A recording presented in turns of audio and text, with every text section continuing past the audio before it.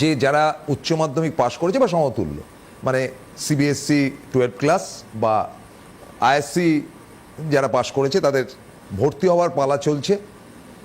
Science, arts, commerce যে কোনো বিভাগেই ভর্তি হওয়া যাবে, আবার একই সাথে ইঞ্জিনিয়ারিংও পড়া যাবে, একই সাথে ম্যানেজমেন্টও পড়া যাবে, বিবিএ ইত্যাদি। তো সেটা জানতে গেলে আপনাদেরকে কিন্তু ফোন করে জানতে হবে। যে ফোন নাম্বারটা রয়েছে আমার হাতটা যেখানে, সেখানে ফোন নাম্বার রয়েছে, ফোন নাম্বারে জেনে নেবেন।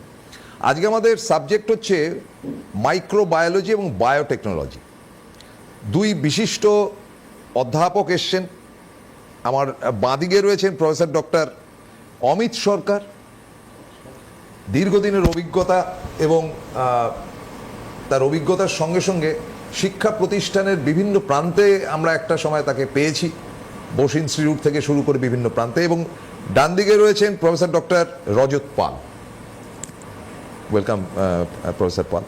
আমি প্রথমে যেটা প্রফেসর সরকারকে জিজ্ঞেস করবো সেটা যে মাইক্রোবায়োলজি বা বায়োটেক এই বিষয়টা ছাত্রছাত্রীদের আজকের দিনের মানে প্রচুর সাবজেক্ট, এই যে গোড়াতে যেটা বলবো, তার মধ্যে এটার দিকে চয়েস থাকবে কেন বা চয়েস হচ্ছে কেন?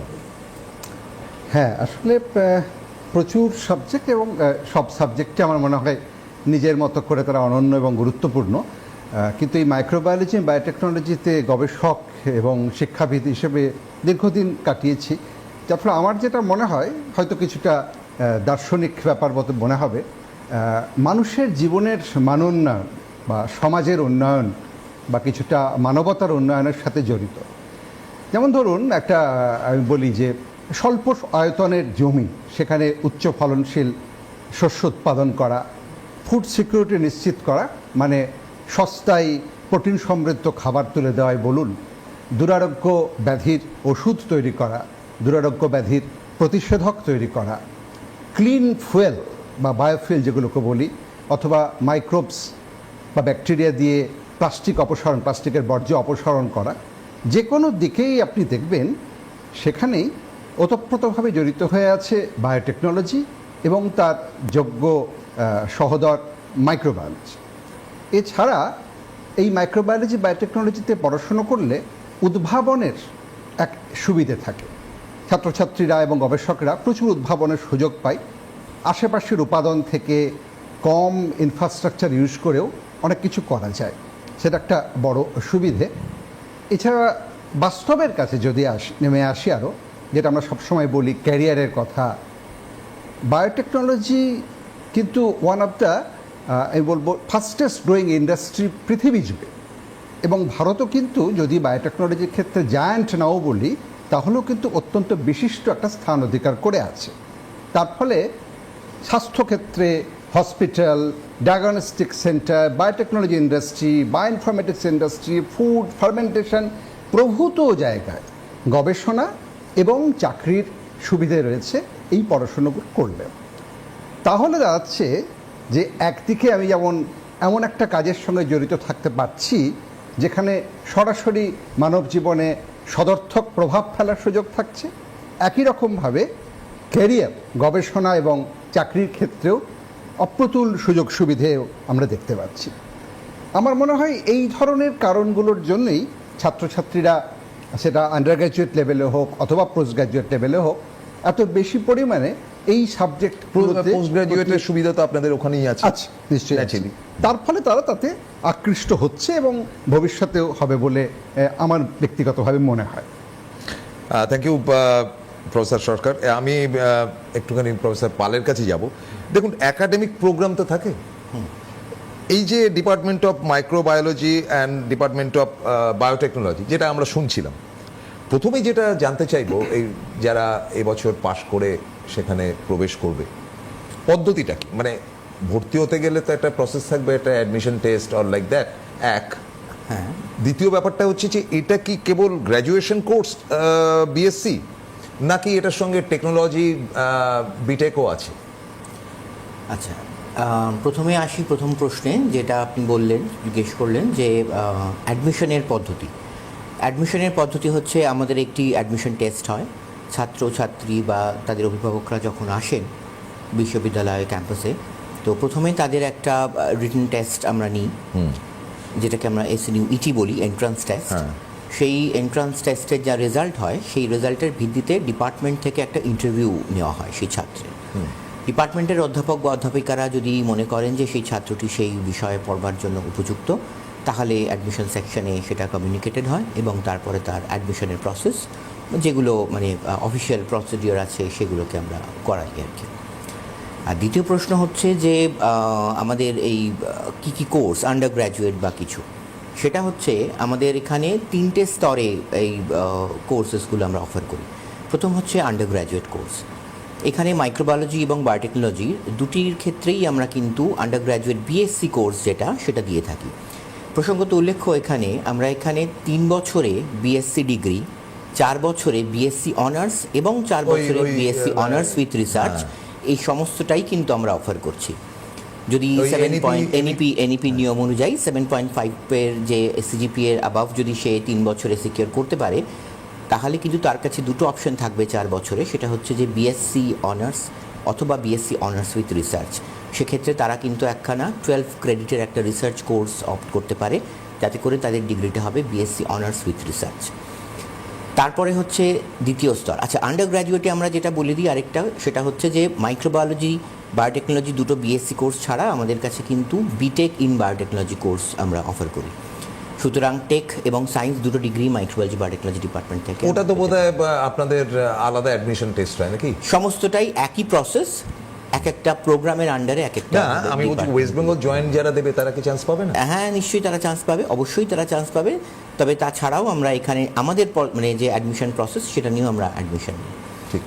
এবং তারপরে দ্বিতীয় স্তর হচ্ছে পোস্ট গ্র্যাজুয়েশন। পোস্ট গ্র্যাজুয়েশনেও আমাদের 3টে শাখা রয়েছে।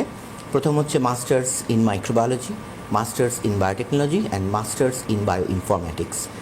এবছর আমরা মাস্টার্স ইন বায়ো ইনফরম্যাটিক্সটা শুরু করছি।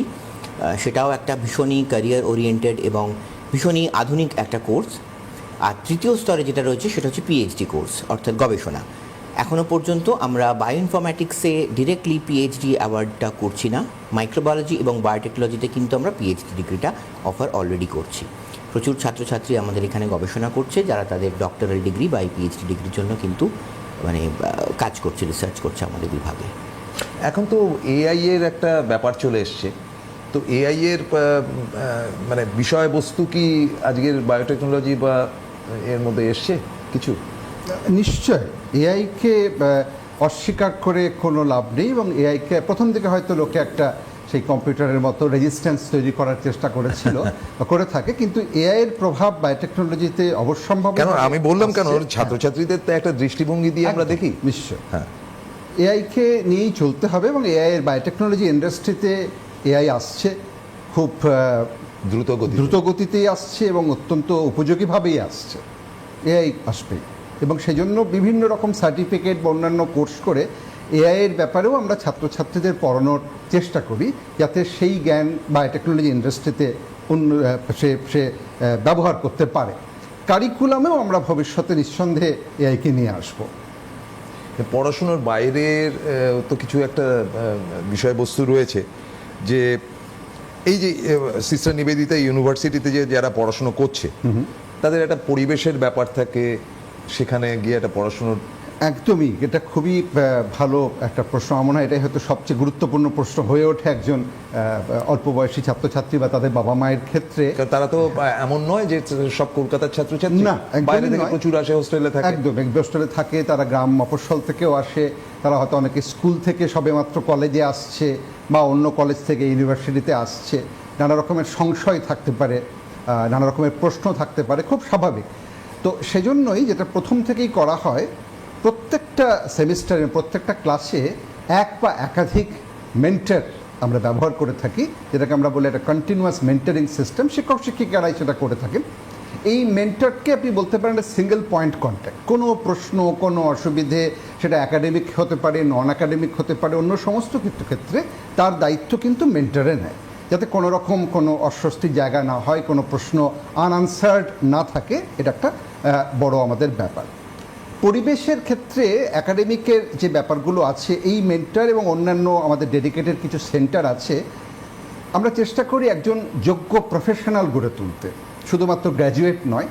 তার ফলে বিভিন্ন রকম লাইফ লং যেটা চলবে সে ধরনের শিক্ষা, যেমন ধরুন লিডারশিপ কোয়ালিটি কী করে গড়ে তোলা যায়, কমিউনিকেশন পাওয়ার কী করে আরও ভালো করা যায়। অনেকে ইংরেজিতে দুর্বল হয়, সেই ব্যাপারগুলো দেখা। হ্যাঁ, মানে যারা বাংলা মিডিয়ামে পড়াশোনা একদম, করেছে, একদম, উচ্চ সেটা মাধ্যমিকে, অসুবিধে হয়। আমি বলছি না যে তারা ইংরেজি জানে না বা না, না। তাদের ইংরেজি জানা উচিত না, এমনও বলছি না, না, কখনোই তা।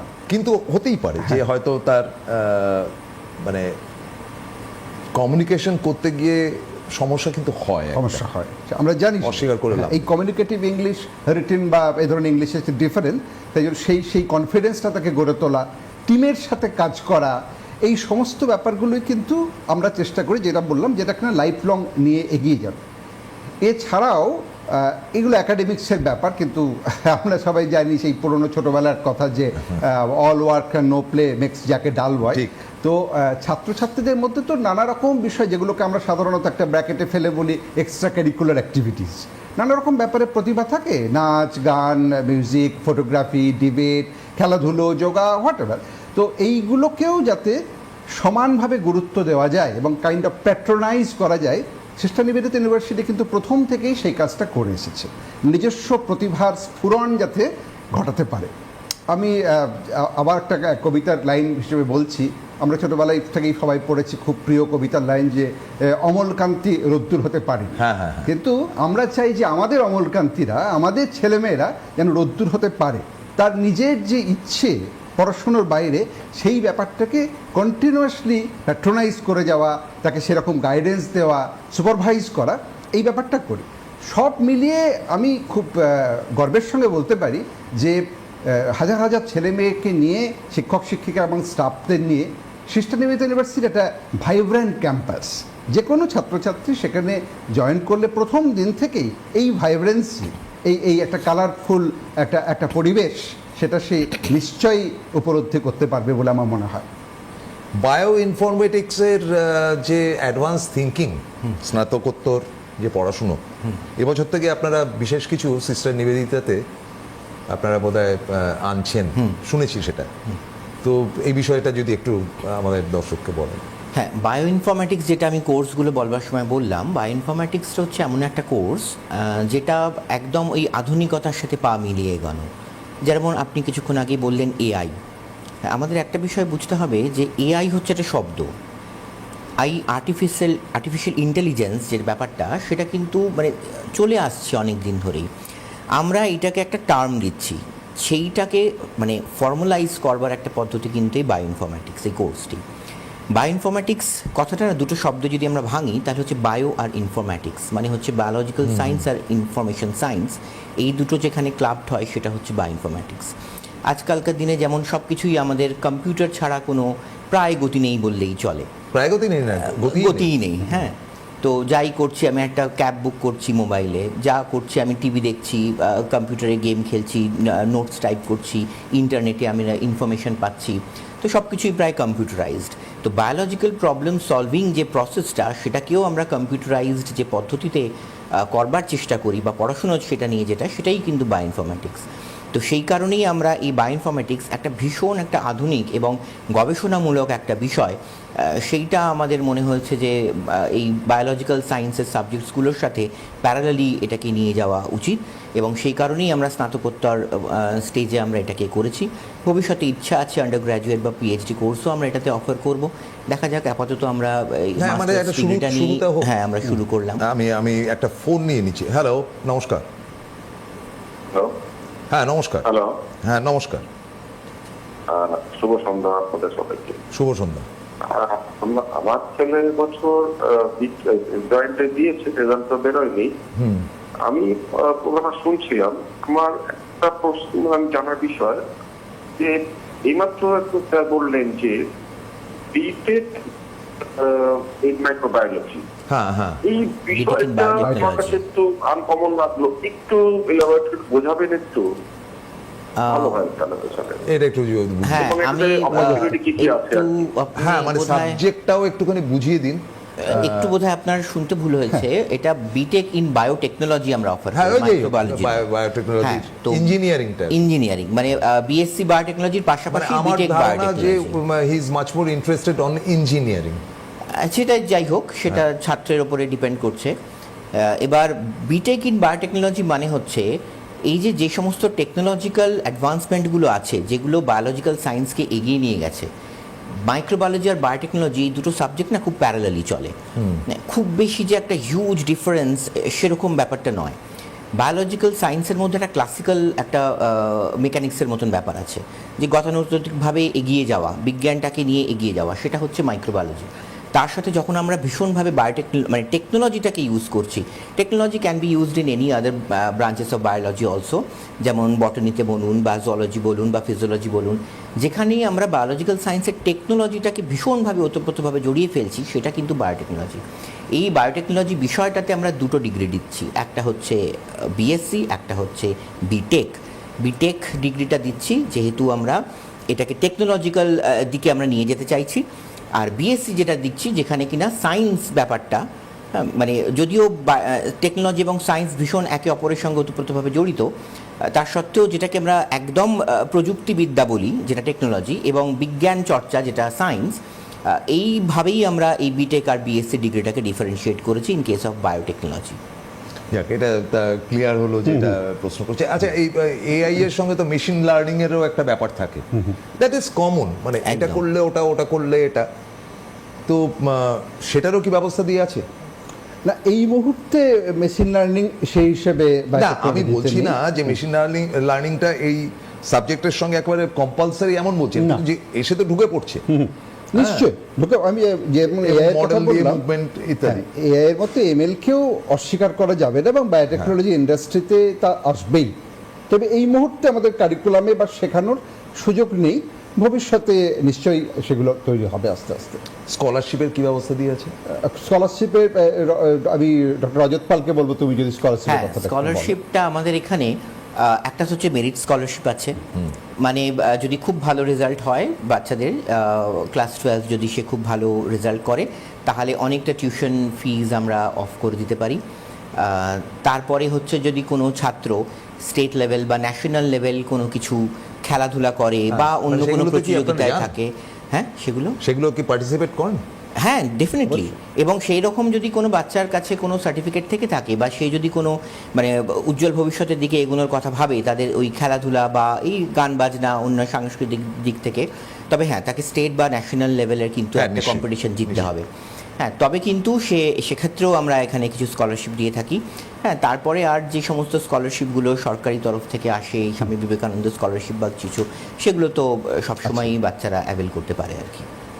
মানে সেই সুবিধাগুলো সমস্তই সব আছে। কিছুই আমাদের কলেজে ইউনিভার্সিটিতে আছে, তো বিশ্ববিদ্যালয়ে। আমার মানে স্ট্রাকচারের জায়গা থেকে, মানে শিক্ষকতা, আপনার দুজন পণ্ডিত মানুষ, এই প্রশ্নটা করাটাই বৃথা। আমি বলছি না, এগুলোর সঙ্গে তো আরও কতগুলো সাবজেক্ট পড়তে হয়, তো ইঞ্জিনিয়ারিং পড়তে গেলে বা বিজ্ঞানের শাখা পড়তে গেলে, যেমন কেমিস্ট্রির উপর একটা স্ট্রেস দিতে হয়, বা ধরুন ফিজিক্সের একটা ভূমিকা তো থাকছেই। নিশ্চয় সব মিলিয়ে মিশিয়ে আমি বলছি যে আপনাদের সবসময় খুব ভালো শিক্ষকের অবস্থান রয়েছে, একদম তাই না? সেটা নিয়ে যদি একটু বলেন। একদমই, সেটা খুবই খুবই গুরুত্বপূর্ণ ব্যাপার, যে শিক্ষক শিক্ষিকা বা যারা পড়াবেন, যারা গাইড বা সুপারভাইজ করবেন, তারা যদি সে উপযুক্ত না হন, তাহলে তো না, একটা কথা আমি এর মাঝখানে বলতেই হচ্ছে, I am very sorry to interrupt you. সেটা হচ্ছে যে বোথ অফ ইউ এত ভালো কথা বলছেন, মানে আমিও মুগ্ধ হয়ে শুনছি, ফলে এই এটাই প্রশ্নটা- আমাদের কাজ। না, ফলে আমার এই প্রশ্নটা খুব বেকার, কিন্তু আমি বলছি ওভারঅল। আমাদের শিক্ষক শিক্ষিকাদের ক্ষেত্রে, আমাদের যেটা মাইক্রোবায়োলজি বায়োটেকনোলজি ডিপার্টমেন্টে আছে, হ্যাঁ। আমি খুব গর্বের সাথে বলতে পারি যে তারা ওয়ান অফ দ্য বেস্ট। আমরা যেটা করেছি খুব কনসাসলি সেটা হচ্ছে অভিজ্ঞতা এবং তারুণ্যের মিশেল। আমাদের ডিপার্টমেন্টে যেমন অভিজ্ঞ শিক্ষক, যে হয়তো 10 বছর 12 বছর 15 বছর 20 বছর শিক্ষকতা এবং গবেষণায় তার অভিজ্ঞতা আছে, সেরকম আছেন। আবার তরুণ, সবে মাত্র এই আমেরিকা থেকে পোস্ট ডক্টরেট করে ফিরেছেন, এই 1-2 বছর মাত্র হলো, সবে শিক্ষকতায় যোগ দিচ্ছেন, এরকম আছে। ইন্ডাস্ট্রি এক্সপিরিয়েন্স যে শিক্ষক শিক্ষিকারা, তারাও আছেন। এই 3-4টে জিনিস মিলিয়ে একটা ইকোসিস্টেম গড়ে তোলা হয়েছে, যেখানে অভিজ্ঞতা থাকবে, যেখানে তার গবেষণায় মন থাকবে, সবেমাত্র পোস্টডক করে বাইরে এসছেন, এখনও সেই গন্ধ লেগে আছে, আবার ইন্ডাস্ট্রিতে কাজ করে এসছেন। এইভাবে একটা জিনিসকে গড়ে তোলা হয়েছে। শিক্ষক শিক্ষিকাদের চয়েস করার ব্যাপারটা, এখানে আমাদের তাদের চাকরিতে নিয়োগ করার ব্যাপারটা অত্যন্ত রিগোরাস একটা পদ্ধতির মধ্য দিয়ে যেতে হয়। এই সমস্ত ব্যাপারগুলো মাথায় রেখে তাকে টিচিং করতে হবে ভালো, তাকে গবেষণা করতে হবে এবং তাকে ইন্ডাস্ট্রি এক্সপিরিয়েন্সও রাখতে হবে, যাতে এই সমস্ত জ্ঞানগুলোকে আমরা পরের প্রজন্মে ছাত্রছাত্রীদের মধ্যে দিতে পারি, যাতে কোনো গ্যাপ না থাকে। তো সেইভাবে দেখতে গেলে এই দুটো ডিপার্টমেন্টের তার কারণ স্নাতকোত্তর তো একটা ব্যাপার আছে। একদমই স্নাতকোত্তর ব্যাপার আছে।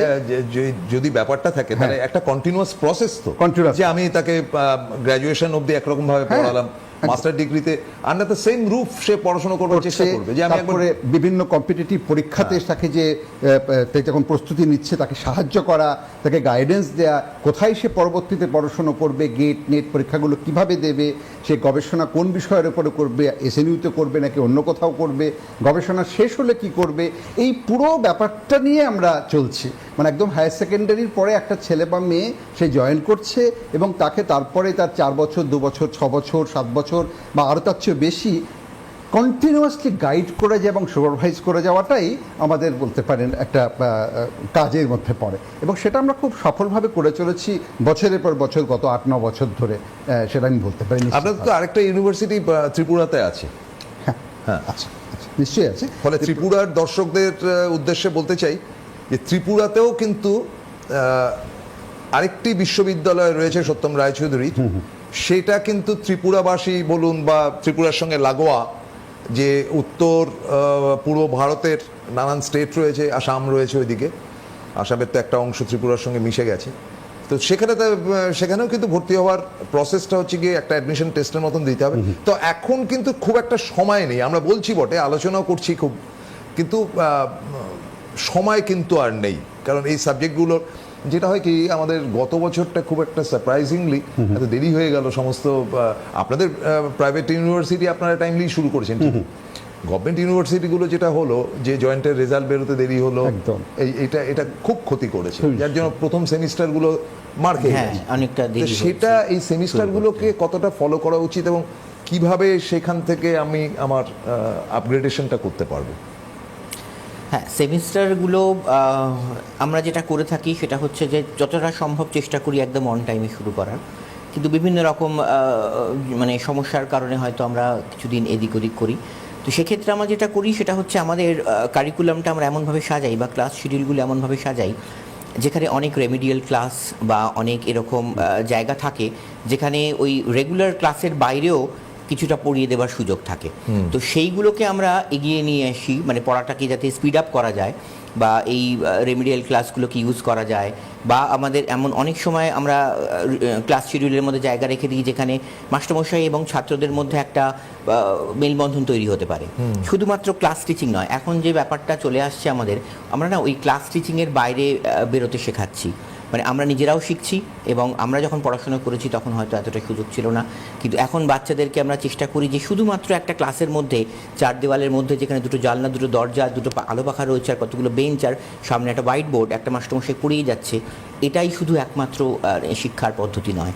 একটা বাচ্চা কিন্তু বিভিন্ন রকমভাবে শিখতে পারে, সেই বিভিন্ন রকম শেখার পদ্ধতিগুলো আমরা শেখানোর চেষ্টা করছি বাচ্চাদের, যেটা কিনা একদম মানে ওই ক্লাসিক্যাল ক্লাস রুম টিচিংয়ের থেকে খানিকটা বাইরে। কাজে সেক্ষেত্রে দেখতে গেলে আমরা অনেকটা ফ্লেক্সিবল, ওই সীমাবদ্ধ একটা সীমার মধ্যে আবদ্ধ থাকা সেটা আমরা নিজেরাই আস্তে আস্তে ভাঙার চেষ্টা করছি, বা ছাত্রদের সেই পরিসীমার মধ্যে থেকে বেরিয়ে আসার জন্য আমরা চেষ্টা করছি আর কি, শেখাচ্ছি। সুতরাং ওই সেমিস্টার কিছুদিন আগে পিছে হলো, সেইভাবে পরীক্ষাটাকে আগে পিছে করা, রেমিডিয়াল ক্লাসগুলোকে অ্যাডজাস্ট করা, সেগুলোকে পড়িয়ে দেওয়া, এক্সট্রা কিছু ক্লাস নিয়ে নেওয়া। আর তাছাড়া আমাদের একটা খুব বড় দিক আছে, সেটা হচ্ছে যে রিসার্চ। আমরা কিন্তু আন্ডার গ্র্যাজুয়েট লেভেল থেকেই বাচ্চাদের রিসার্চে প্রচণ্ডভাবে উদ্বুদ্ধ করি বা তাদের একটু মানে ইন্টারেস্ট দেওয়ার চেষ্টা করি, আর রিসার্চে তো কোনো সময়সীমা হয় না। সুতরাং বাচ্চাদের কিন্তু আমরা সেভাবেই প্রথম থেকে ট্রেন করে থাকি যে ক্লাসরুম ক্লাস টিচিং, তার বাইরে তোমাদের টিচিং, এই দুটো মিলিয়ে একটা সর্বাঙ্গিক একটা শিক্ষার জায়গা আমরা তৈরি করার চেষ্টা করি সিস্টার নিবেদিতা ইউনিভার্সিটি। আপনাদের সত্যমবাবুর এত ভালো কানেকশন রয়েছে ইউরোপ আমেরিকার সঙ্গে, কিন্তু নিয়মিত যাতায়াত করেন, বা এশিয়ার ডেভেলপড কান্ট্রি যেগুলো, আমাদেরও developed country, I am definitely not comparing with Pakistan না আদার স্টেট, কিন্তু ঠিক আছে। এখন হয় কি দুবাই বলুন বা বিভিন্ন জায়গায় সমস্ত কোয়ালিফাইড ইন্ডিয়ানদেরকে নেওয়া হচ্ছে, বিশেষ করে বাঙালিদের একটা মস্ত বড় সুযোগ, and they are getting very handsome salary. তো এই বিদেশ যাত্রার কীরকম আপনাদের ওখান থেকে বেরিয়ে সুযোগ কতটা? শুধু বেরিয়েই নয়, আমি বলবো পড়তে পড়তেই বিদেশে যাওয়ার সুযোগ কিন্তু এসএনইউ দিচ্ছে তার ছাত্রছাত্রীদের। হ্যাঁ, এই আমি খুব সাম্প্রতিক উদাহরণ দিতে পারি যে আমাদের খুব সম্ভবত 7 জন ছাত্রছাত্রী যারা পোস্ট গ্রাজুয়েশনে ছিল, তারা আচ্ছা স্যার, এক সেকেন্ড, আমি একটা বোধহয় ফোন কেউ রয়েছেন। নিশ্চয়ই। হ্যালো হ্যালো, না কেটে গেছে, আসবে আবার। হ্যাঁ, তারা সাকুরা সায়েন্স বলে একটা প্রজেক্টের মধ্য দিয়ে তারা 3 সপ্তাহ জাপানে গিয়ে উন্নততর আরে, ট্রেনিং দিয়ে এলো। জাপান? হ্যাঁ, জাপানে গিয়ে।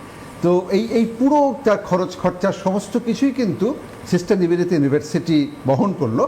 আমরা এই 7 জন স্টুডেন্টকে র্যান্ডাম চয়েস আমরা চুজ করিনি, তাদেরকে একটা রেগুলার পদ্ধতির মধ্য দিয়ে যেতে হয়েছিল। তারা আগের পরীক্ষাগুলোতে কীরকম নাম্বার পেয়েছে, তারপরে তারা কেন জাপানে যেতে চায়, কেন পড়াশোনা করতে, সেসব লিখতে বলা, ইন্টারভিউ করা, এর মধ্য দিয়ে করতে হয়েছে। স্বাভাবিকভাবে অনেক বেশি উৎসাহী ছিল, আমরা 7 জনকে অ্যাকোমোডেট করতে পেরেছিলাম। এটা কিন্তু বিচ্ছিন্ন কোনো ঘটনা নয়, পুরো সিস্টার নিবেদিত ইউনিভার্সিটিতেই বিভিন্ন লোকজন, কম্পিউটার সায়েন্স ডিভিশনেও আছে, অন্য ডিভিশনেও আছে, এটা অনবরত যাচ্ছে বিভিন্ন দেশে, কখনো আমেরিকা, কখনো ইংল্যান্ড। হ্যাঁ, প্রসেস। এবং শুধু ছাত্রছাত্রী নয়, তার সঙ্গে সঙ্গে আমাদের শিক্ষকেরাও কিন্তু বিভিন্ন সময় বিভিন্ন প্রজেক্টে কাজ করার জন্য বিদেশে যায়। তো এটা একটা প্রস্তুতি আছে। এছাড়া যেটা বললাম যে গবেষণার কাজের জন্য যাওয়া অথবা গবেষণা শেষ করে পোস্ট ডক্টরেট কাজের জন্য যাওয়া, সেই সেক্ষেত্রেও আমাদের ছাত্রছাত্রীরা বিদেশের বিভিন্ন দেশে যাচ্ছে, উন্নত দেশে, যেমন বললাম জাপানে, সিঙ্গাপুরে, আমেরিকা, ইংল্যান্ড, বিভিন্ন দেশে তারা যাচ্ছে, স্পেন, নানা রকম ফেলোশিপের ব্যবস্থা আছে। আমাদের যে একটা আলাদা ডিভিশন আছে, তারা সম্পূর্ণভাবে এই জিনিসটা দেখাশোনা করে যে কি করে আমাদের স্টুডেন্টদের সামনে সমস্ত ইনফরমেশান এ ব্যাপারে তুলে ধরা যায়, তাদেরকে উৎসাহিত করা যায়, তাদেরকে গ্রুম করা যায় এবং বিদেশে পাঠানোর ব্যবস্থা করা যায়। তো আমি আমি আমি একটা জিনিস দেখেছি সত্যমবাবুর মধ্যে, সেটা হচ্ছে কি গেট টুগেদারের মতন একটা ব্যাপার করা, যে সমস্ত ছাত্রছাত্রী একটা জায়গায় অ্যাসোসিয়েট হলো এবং তাদের মধ্যে অনেকেই গান বাজনা, নানান বিষয়ে আলোচনা ইত্যাদি, মানে হয় না যে তাদের এক্সট্রা কারিকুলার অ্যাক্টিভিটিস যেটা থাকে আর কি। তো এদেরও কিন্তু একটা সুযোগ থাকে, যেটা আপনি বলছিলেন যে তারা, আমি বলছি না যে তাদেরকে সবাইকেই টাকা ছাড় দিতে হবে, তা নয়, এই যে কোয়ালিটি ছাত্রছাত্রী, সেটা এত মাপকাঠির সঙ্গে দেখতে হয় মাঝে মাঝে। হ্যাঁ, মানে যেটা ব্যাপার সেটা হচ্ছে যে বিশ্ববিদ্যালয়, এই যে কথাটা, এটার যে কনসেপ্ট, যে মানে বিশ্ব আঙ্গিকে একটা বিদ্যার স্থান তৈরি করা, সেটার তো একটা সুবিধাই হচ্ছে যে এখানে এত ভ্যারাইটিস কোর্সেস আছে। মানে এখানে বাচ্চারা বিজ্ঞান পড়ছে, কলা পড়ছে, সাহিত্য পড়ছে, হ্যাঁ, নার্সিং পড়ছে, ফার্মেসি পড়ছে, ল পড়ছে। ল পড়ার সুবিধা আছে? হ্যাঁ, আমাদের ল পড়ার সুবিধা আছে। ম্যানেজমেন্ট পড়ছে, কমার্স পড়ছে, হ্যাঁ, ফাইন আর্টস পড়ছে, ডিজাইন পড়ছে, মাস কমিউনিকেশন পড়ছে।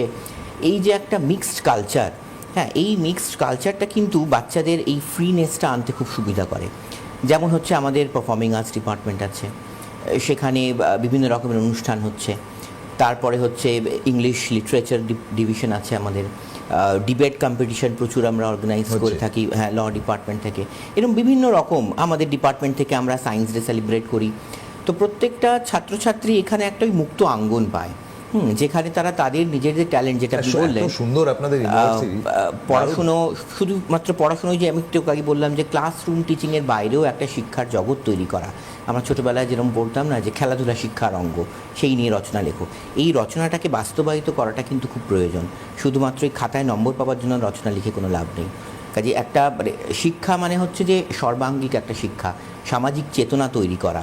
শুধুমাত্র রেজাল্ট ভালো করা বা কত টাকা স্যালারির প্যাকেজ পেলাম, সেটার থেকেও বেশি গুরুত্বপূর্ণ হচ্ছে স্বাধীন ভারতের কতখানি দায়িত্ববান নাগরিক হলো সে।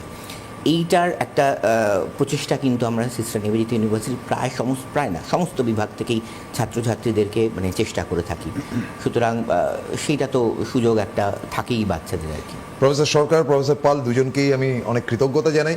আজকের মতন শেষ করতে হচ্ছে, সামনের সপ্তাহে মঙ্গলবার দিন আমরা আবার এসএনইউ নিয়ে আসবো। তবে আপনাদেরকে জানাই, আমাদের ক্যালকাটা নিউজে কিন্তু প্রত্যেক বৃহস্পতিবার দিন বিকেল 5টায় এসএনইউ এর অনুষ্ঠান হচ্ছে, এবং বৃহস্পতিবারই সন্ধ্যে 7টায় টেকনো টাইম, টেকনো ইন্ডিয়ার বিভিন্ন ইঞ্জিনিয়ারিং কলেজের প্রতিনিধিরা এখানে আসছেন, এই সপ্তাহেও আছে। আজকের মতো বিদায় নিচ্ছি। Thank you very much sir, নমস্কার।